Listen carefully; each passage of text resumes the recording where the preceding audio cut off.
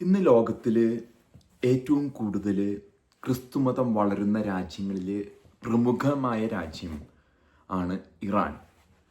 ഈ പേര് കേൾക്കുമ്പോൾ നമുക്ക് ഒരുപക്ഷെ ഒന്നും അത് വിശ്വസിക്കാനാകാത്ത രീതിയിലുള്ള ഒരു പേരാണ് ഇറാൻ. കാരണം ഇത്ര തീവ്ര നിലപാടുള്ള ഇസ്ലാമിക രാജ്യം ക്രിസ്തുമതം സ്വീകരിക്കുക എന്ന് പറഞ്ഞത് നമുക്കൊന്നും അത്ര ഒരുപക്ഷെ നമുക്ക് സമ്മതിക്കാൻ സാധിക്കാത്തതാണ്.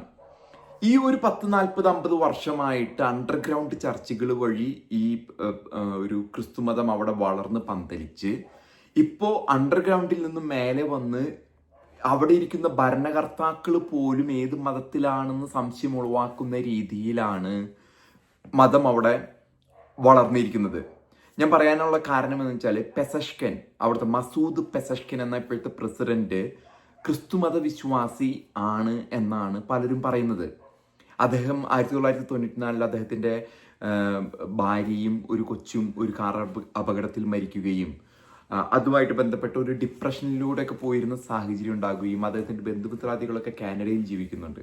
അപ്പം അങ്ങനെ അദ്ദേഹവും കുർദിഷ് കമ്മ്യൂണിറ്റി ആണെങ്കിലും അദ്ദേഹം വിശ്വസിക്കുന്നത് ക്രിസ്തു മതത്തിലാണ് എന്ന്. എന്തിനേറെ പറയുന്നു, അവിടുത്തെ അയത്തുള്ള ഖമേനി പോലും ഇത്തരത്തിലുള്ള വിശ്വാസം ഉണ്ടെന്ന് പറയുന്നവർ പോലും ഉണ്ട്. ഇത് പറയാനുള്ള ഞാനൊരു കാരണം എന്ന് വെച്ചാൽ ഏകദേശം ഒരു 450 സ്ത്രീകളോളം ഇന്ന് കേരളത്തിൽ കത്തി നിൽക്കുന്ന ഹിജാബ് എന്ന വിഷയത്തിൽ ഹിജാബ് ഇടാത്തതിൻ്റെ പേരിൽ കൊന്നിട്ടുണ്ട് അവിടെ. അതിലേറ്റവും വലിയ ഒരു പ്രതീകമായിട്ട് മാഷ അമേനി എന്ന് പറയുന്ന ഒരു പെൺകുട്ടിയെ ഈ ഇറാനിയൻ ഭരണകൂടം കൊന്നതാണ് ഈ അടുത്ത കാലത്തുണ്ടായ വിവാദം എന്ന് പറയുന്നത്. എന്നാൽ കഴിഞ്ഞ ദിവസം ഖമേനിയുടെ അടുത്ത ബന്ധുവും ഖമേനി ഭരണകൂടവുമായിട്ട്, അവിടുത്തെ ആത്മീയ ആചാര്യനാണ്, ഭരണകർത്താവാണ് ഖമേനി, ആയിട്ട് ചേർന്ന് നിൽക്കുന്ന ഒരു വിവാഹം, അവിടുത്തെ ആ വിവാഹത്തിലെ പെൺകുട്ടി, അതായത് ബ്രൈഡ്, ശിരോവസ്ത്രം ഇല്ല, ഒന്നുമില്ല, ഒപ്പം തന്നെ ക്ലീവേജ് ഒക്കെ വളരെ കൂടുതൽ, ഈ ഇത് മറ്റേ നമ്മുടെ ഇത് തുണിയൊക്കെ വളരെ കുറച്ച് രീതിയിലൊക്കെ കാണിച്ച് ആണ് അവര് വസ്ത്രം ധരിച്ച് വിവാഹത്തിന് പോകുന്നത്. അദ്ദേഹത്തിന്റെ അവരുടെ പിതാവിന്റെ കരം പിടിച്ച് മാതാവും അതേമാതിരി തന്നെ വസ്ത്രം ധരിച്ചാണ് ഈ വിവാഹം ചടങ്ങ് നടക്കുന്നത്. അപ്പോ എവിടെ എത്തി? ഇത് ഇറാൻ എന്ന് പറയുന്നത് ഒരു ഷിയ രാജ്യമാണ്. സുന്നികളാണ് നമ്മൾ കൂടുതലുമായിട്ട് ഇപ്പോൾ ഇന്ത്യയിലും കേരളത്തിലൊക്കെ ആണെങ്കിൽ നമ്മൾ ഏറ്റവും കൂടുതൽ ഇടപഴകുന്നതും കാണുന്നതും നമ്മ കാണുന്ന മുസ്ലിംസും സുന്നി വിഭാഗത്തിലും അതിൻ്റെ ഇതിലാണ്. ഷിയ ഒരു 95% ഇറാൻ എന്ന രാജ്യത്താണ്. ഇവര് ഷിയ സുന്നി എന്ന് പറഞ്ഞാൽ എപ്പോഴും അങ്ങോട്ടും ഇങ്ങോട്ടും അടികൂടി നിൽക്കുകയും ഒപ്പം തന്നെ എന്നാൽ ഈ സുന്നി വഹാബിസം, അതാണ് സൗദിയുടെ ഒക്കെ ഒരു ഐഡന്റിറ്റി എന്ന് പറയുന്നതും. അത് അതിന്റെ പ്രതിഫലനമാണ് പാകിസ്ഥാനിലായാലും മലപ്പുറത്തായാലും കോഴിക്കോടും നമ്മുടെ വടക്കൻ കേരളത്തിലും കാണുന്ന ഇത് സുന്നികളാണ് ഭൂരിഭാഗവും. എന്നാൽ ഈ സുന്നികൾക്ക് ആവേശം കൊടുക്കുന്നത് ഈ ഷിയ വിഭാഗക്കാരാണ്. അതായത് ഒരുപക്ഷെ അൽ ഖയ്ദ, ഐസിസ് പോലെയുള്ള സുന്നി വിഭാഗങ്ങളെ ഗൾഫ് രാജ്യങ്ങള് തള്ളിക്കളഞ്ഞപ്പോൾ അവർക്ക് ആവേശമായിട്ട് അവരുടെ പിന്നിൽ നിന്ന് അടിച്ചു പൊളിക്കടാ, തകർക്കടാ എന്ന് പറഞ്ഞു കൊടുക്കുക. കാരണം ഈ ഷിയകൾക്ക് സുന്നികളായിട്ട് ഒട്ടും ചേരില്ല, അവർ താത്വികമായിട്ട് ഒരിക്കലും ചേരാത്തതാണ്. പക്ഷേ ഈ തീവ്ര നിലപാട്, എന്നാൽ ഷിയകൾ വലിയ അലമ്പിനൊന്നും പോവില്ല. അവരുടെ ആ രാജ്യത്ത് ചെറിയൊരു ഇത് മാത്രമല്ലാതെ ഷിയകൾ ഒറ്റപ്പെട്ട സംഭവങ്ങൾക്ക് ഒരു തീവ്രവാദ നിലപാടുമായിട്ട് നിൽക്കുക, അവരതിന് പ്രചോദനം നൽകുക. ഹൂത്തികളും ഈ ഹെസ്ബുള്ളയാണ് ഷിയ സംഘടനകൾ. ഹമാസ് എന്ന് പറഞ്ഞാൽ സുന്നി സംഘടനയാണ്. ഐസിസ്, അൽ ഖയ്ദ ഒക്കെ സുന്നി നേതൃത്വമാണ്. എന്നാൽ ഇത് ഷിയകളുടെ ഇതിൽ പെട്ടുന്നതാണ്. നമ്മുടെ ലെബനനിലെ നസറുള്ളയെ പറ്റി പറയും. അദ്ദേഹം ഷിയ നേതാവാണെങ്കിലും അമേരിക്കയുടെ സന്തത സഹചാരിയാണ് ഈ നസറുള്ള, ഷിയക്കാരൻ.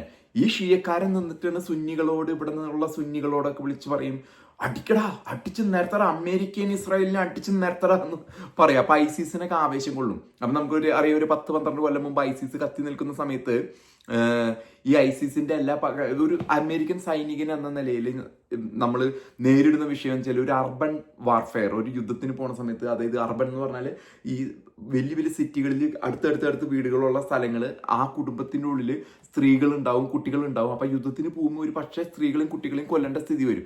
അങ്ങനെയാണ് ഐസിസ് വന്നത്. അപ്പം നസ്രുള്ളയാണ് അതിന്റെ ചുക്കാൻ പിടിച്ചിരുന്നത്. സുന്നികളാണ് ഈ ഐസിസ് പോരാളികൾ, ഫൈറ്റേഴ്സ്.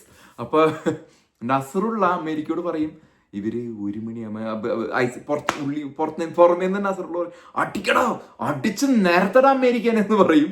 അത് കഴിഞ്ഞ് ഇവന്മാര് ഐസിസ് മരുഭൂമിയുടെ എവിടെയെങ്കിലുമൊക്കെ ഒരു നിസ്കരിക്കാനായിട്ട് 1 മണിയാകുമ്പോൾ പോണ സമയത്ത് നസ്രുള്ള പറയുന്നേ, ഇന്ന സ്ഥലത്ത് നിസ്കരിക്കുന്നുണ്ട്, ഒക്കെ ഒരുമിച്ച് കിട്ടും എന്ന് പറയാം. അപ്പൊ ഇതിന്റെ ഉള്ളിലും ഈ ഐസിസിന്റെ ഇങ്ങനെയുള്ള കൂട്ടത്തിലും അമേരിക്കയുടേതായും ഈ ഇസ്രായേലിൻ്റെതായിട്ടുള്ള ആൾക്കാർ അതിനിടയിലും ഉണ്ടാവും. നമുക്ക് നിസ്കരിക്കാൻ പോവാം 1 മണിക്ക്. നിസ്കരിക്കാൻ പോണതിനിടയിൽ ഈ നേതാവ് പറയും, ഞാൻ ഒന്ന് മൂത്രം ഒഴിച്ചിട്ട് വരാമെന്നും പറഞ്ഞ് ഇത്തിരി അങ്ങോട്ട് നീങ്ങും വിളിക്കും. ഇവിടെയുള്ള പിള്ളേർ, അമേരിക്കയിൽ സായിപ്പ് പിള്ളേരുണ്ട് 10-18 വയസ്സ്, അവർ ഈ മറ്റേ വീഡിയോ ഗെയിം എന്തിങ്ങനെ കളിക്കുന്ന സാധനമാണ്.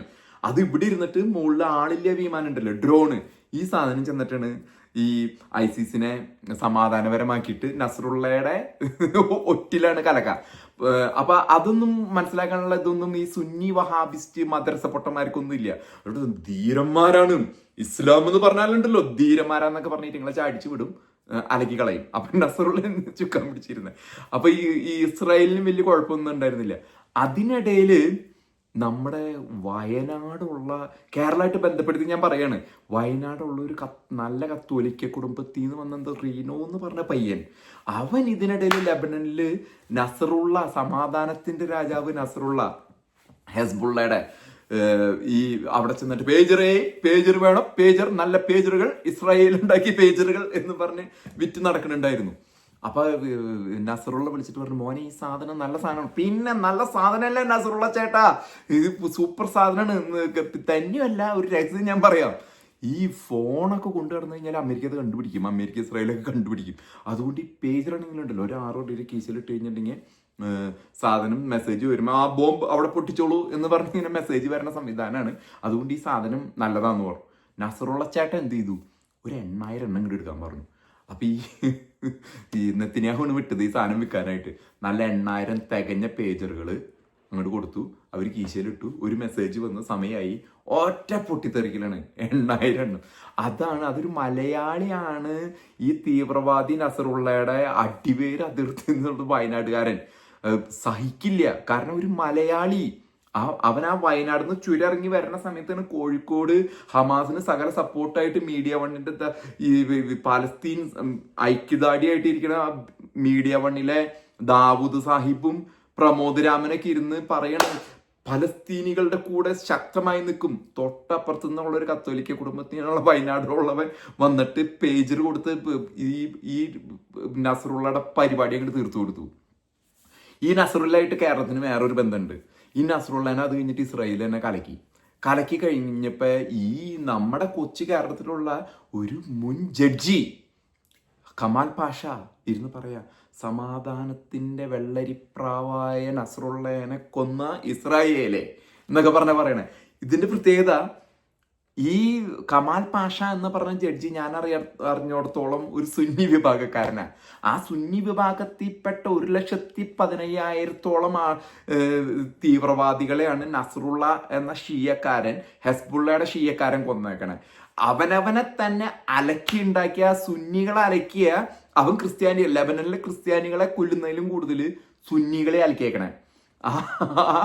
ആ നസറുള്ള സമാധാനത്തിന്റെ പ്രാവാന്ന് സുന്നിക്കാരനായ കമാൽ പാഷ, അതും ഇന്ത്യൻ ഭരണകൂടത്തിന്റെ ന്യായാധിപനായ ജഡ്ജി, ഇസ്ലാമിക സംവരണത്തിലാണെങ്കിൽ കൂടിയും ആളൊരു ജഡ്ജിയായിരുന്നു. അയാൾ പറയായിരുന്നു ഇരുന്നിട്ട്, അയാളുടെ ഇതെന്ന് പറഞ്ഞാൽ അയാൾക്ക് അത് വാവിട്ട വാക്കായി പോയി. കാരണം പുനലൂര് കൈപ്പത്തി അടയാളത്തിൽ കോൺഗ്രസിന്റെ ഇതിൽ ഒരു സീറ്റിന് വേണ്ടിയിട്ട് ഇയാൾ അവിടെ ഇവിടെ പരക്കം പാഞ്ഞ് മുൻ ജഡ്ജി, റിട്ടയേർഡ് ജഡ്ജി എന്ന നിലയിൽ പുനലൂര് ജയിക്കുക എന്നുള്ളൊരു മോഹം ഇയാൾക്കുണ്ട്. ചിലപ്പോൾ ഈ തവണ കൊടുത്തുന്നിരിക്കും ഇദ്ദേഹത്തിന്, ഈ കമാൽ പാഷയ്ക്ക്. അതിനെപ്പറ്റി ഞാൻ മുമ്പ് ഒരു വീഡിയോ ചെയ്തിട്ടുണ്ട്. അതായത് കത്തോലിക്ക സഭയ്ക്ക് അടിക്കാൻ പറ്റി അപ്പം താങ്ങാൻ വരും തേലക്കാട് അച്ഛൻ്റെ കൂടെ, അതൊക്കെ വേറെ കാര്യം. ഇപ്പൊ ഇറാൻ മാമോദിസ മുങ്ങാണ്. ഇറാൻ എന്ന പറഞ്ഞ രാജ്യം ഇപ്പൊ മാമോദിസ മുങ്ങാനായിട്ടുള്ള തയ്യാറെടുപ്പിലാണ്. ഖമേനി പോലും തോമസ് കുട്ടി ആവുന്ന സ്ഥിതിയാണ് നമ്മൾ നമ്മൾ കണ്ടുകൊണ്ടിരിക്കുന്നത്. അത് GCC രാജ്യങ്ങളെ, ഇത് നമുക്കറിയാം, ഈ അവസാനത്തെ അവിടുത്തെ തീവ്രവാദത്തിന്റെ കണ്ണിയായിരുന്നു ഇബ്രാഹിം റേസി എന്ന ഇറാന്റെ പ്രസിഡന്റ്. അയാൾ ഒരു ഹെലികോപ്റ്റർ ഇട്ട് ഇത് കഴിഞ്ഞു. അപ്പൊ ഇറാൻ എന്ന രാജ്യമാണ് ഏറ്റവും കൂടുതലായിട്ട് അവിടെ ഇത്രയും തീവ്ര നിലപാടുള്ള ഇറാൻ എന്ന രാജ്യമാണ് ഏറ്റവും ആദ്യമായിട്ട് ഗൾഫ് മേഖലയിൽ അല്ലെങ്കിൽ ആ പ്രദേശത്ത് മാമോദിസ മുങ്ങാനായിട്ട് നിൽക്കുന്ന രാജ്യം എന്ന് വേണം നമുക്ക് മനസ്സിലാക്കാനായിട്ട്. ആ പ്രചോദനം ഗൾഫ് രാജ്യങ്ങൾ, നമുക്കിപ്പോൾ ഗൾഫ് രാജ്യങ്ങളിലുള്ള അന്യമതസ്ഥരായ ഒട്ടനവധി മലയാളികളുണ്ട്, ഹിന്ദുക്കളും ക്രിസ്ത്യാനികളും ഉണ്ട്.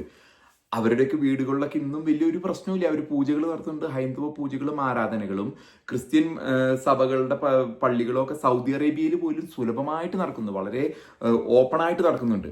അപ്പോൾ ഈ മാറ്റം ഖമേനി തോമസ് കുട്ടിയായി മാറുന്നു, ഇറാൻ മാമോദിസ മുങ്ങുന്നതാണ് നമ്മൾ ലോകത്ത് കാണുന്ന ഏറ്റവും വലിയ ഒരു പുരോഗമനം എന്ന് പറയുന്നത്.